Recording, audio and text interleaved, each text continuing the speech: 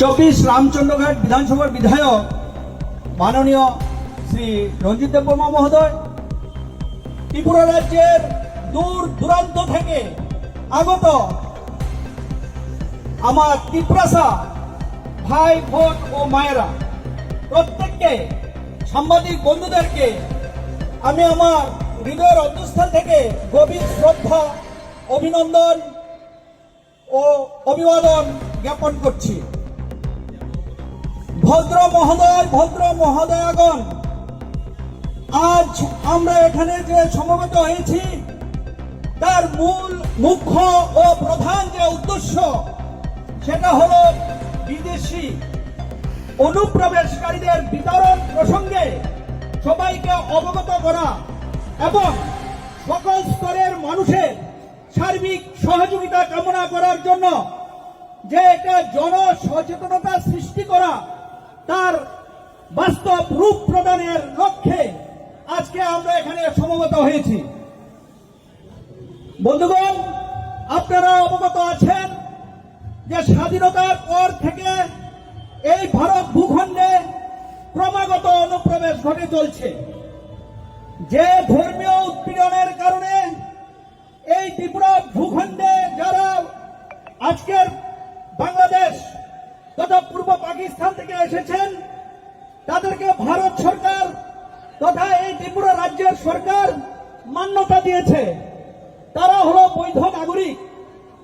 কিন্তু অত্যন্ত দুঃখ পরিতাপের বিষয়, দেখা যাচ্ছে এক শ্রেণীর অবৈধ অনুপ্রবেশকারী অসাধু উদ্দেশ্য নিয়ে এই ভারত ভূখণ্ডে তথা এই ত্রিপুরা রাজ্যে অনুপ্রবেশ ঘটে তারা তাদের বাড়ি ঘর তৈরি করে নিচ্ছেন এবং যারা প্রকৃত ত্রিপুরাবাসী, ভারতবাসী, তাদের অধিকারকে কেড়ে নিচ্ছেন।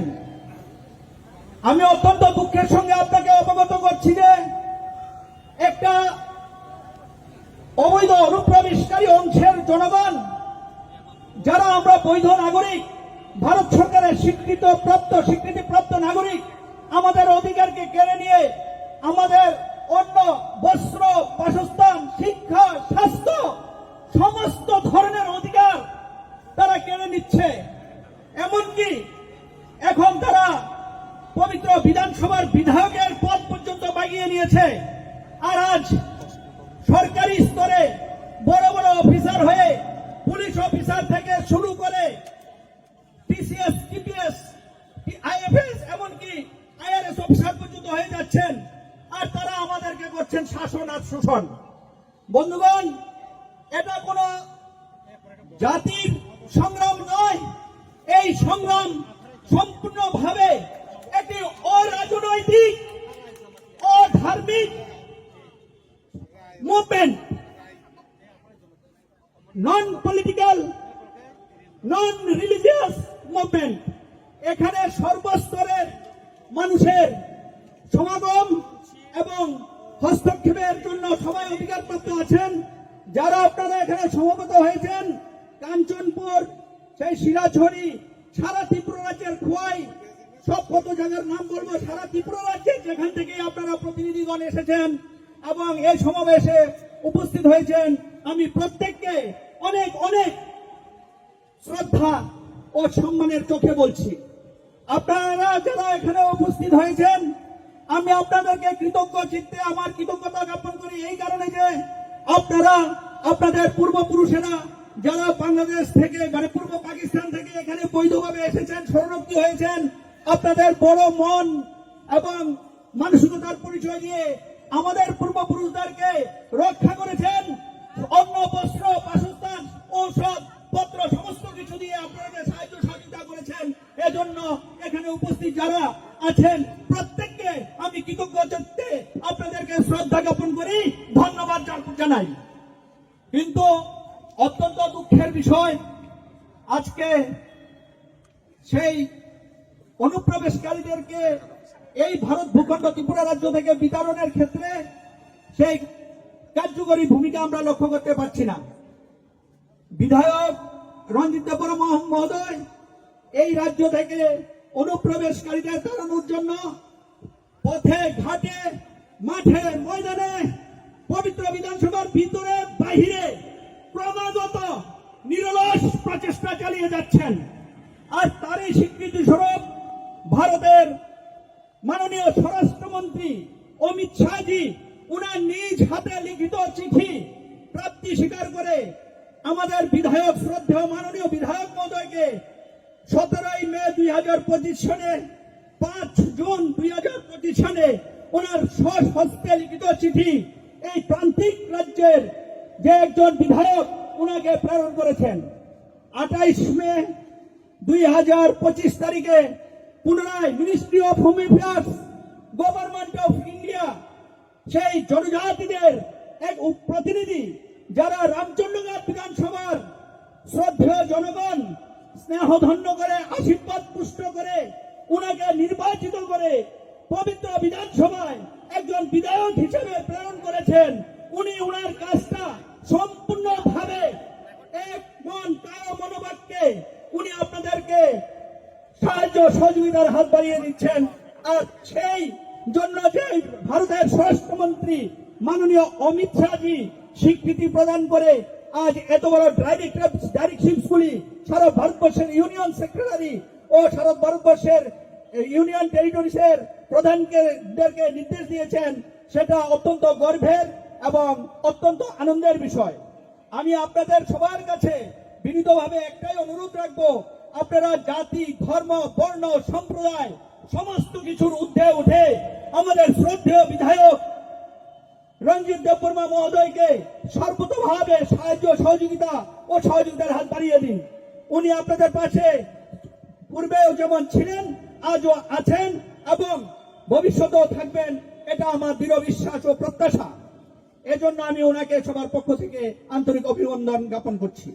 আমাদের বুবাগরা রাজ পরিবারের সদস্য, উনার শরীরে রাজ রক্ত প্রবাহিত হয়। উনার পূর্বপুরুষরাও অতীতে অনেক সুমহান কার্যকলাপ করেছেন। আমাদের ভূভাগ্রার প্রতিও আমাদের বিশ্বাস আস্থা আছে। উনি আমাদের একজন বিচক্ষণ রাজনীতিবিদ। আমি আশা রাখি উনি আমাদের জাতি উপজাতি যে মৈত্রী মিলন সেতু মহামিলন ক্ষেত্র এই ত্রিপুরা রাজ্যের পূর্ণ ভূমি, সেটাকে সেই মর্যাদার আসনে অধিষ্ঠিত করেছেন, সেই মর্যাদার ধারাবাহিকতা রক্ষা করবেন। এই জন্য আমি করে আসছেন, এজন্য আমি কৃতজ্ঞতা জ্ঞাপন করি মহারাজ প্রদ্যুৎ কিশোর মানিক্য বাহাদুর মহোদয়কে, এবং আগামী দিনেও উনি রাখবেন এই প্রত্যাশা আমার আছে। আমি একজন বাঙালি হয়েও আজ এখানে আপনাদের সামনে এই প্রতিশ্রুতি দিচ্ছি যে আমার বাঙালি যদি কোনো ভাইও অনুপ্রবেশকারী হয়, তার কোনো জাত ধর্ম বর্ণ আমরা দেখব না। আমরা সর্বতভাবে যে কোনো মূল্যে যে কোনো অবস্থায় আমরা তাদেরকে তাদের সব ভূমি অর্থাৎ কান্ট্রি অফ অরিজিন, সেটা হোক বাংলাদেশ, হোক পাকিস্তান, হোক মায়ানমার, সেখানে আমরা যে কোনো মূল্যে আমরা তাদেরকে প্রেরণ করেই ছাড়বো। এজন্য আমি ত্রিপুরা রাজ্যের মাননীয় মুখ্যমন্ত্রী মানিক শাহ মহোদয়ের কাছে বিনীতভাবে আবেদন রাখবো যেন দিল্লি, গুজরাট, মহারাষ্ট্র, পাঞ্জাব, সারা ভারতবর্ষে এমনকি আমাদের প্রান্তিক রাজ্য আসামে ও সেই বিদেশি বিতরণকারীর বিরুদ্ধে যে ধরনের বলিষ্ঠ পদক্ষেপ নিয়েছেন হিমন্ত বিশ্ব শর্মা সরকার, সেইভাবে আমার ত্রিপুরা রাজ্য যেন এই প্রকার একটা বলিষ্ঠ কার্যকরী পদক্ষেপ নিয়ে আমার ত্রিপুরা রাজ্য থেকে বিদেশিদেরকে বিতরণ করে, অনুপ্রবেশকারীদেরকে বিতরণ করে একটা শান্তি সুস্থিতি ও নিরাপদ ত্রিপুরা আমাদেরকে উপহার দেন। এজন্য আমি বিনীতভাবে আমার বর্তমান মুখ্যমন্ত্রী মানিক শাহ মহোদয়কে আমি অনুরোধ জানাচ্ছি, সর্বস্তরের বাঙালি ভাইদেরকে, যারা ভাই বোন যারা ত্রিপুরা রাজ্যে বৈধ নাগরিক আছেন, আমি প্রত্যেককে আহ্বান রাখছি, আপনারা কোনো অবস্থাতেই সম্পূর্ণ পরিচয় জ্ঞাত না হয়ে কোন বিদেশি অনুপ্রবেশকারীকে বা সন্দেহভাজনকে আর্থিক লোভে বা টাকার লোভে বা কোনোভাবে তাদেরকে হোটেলে এবং বাড়িতে ভাড়া দিবেন না।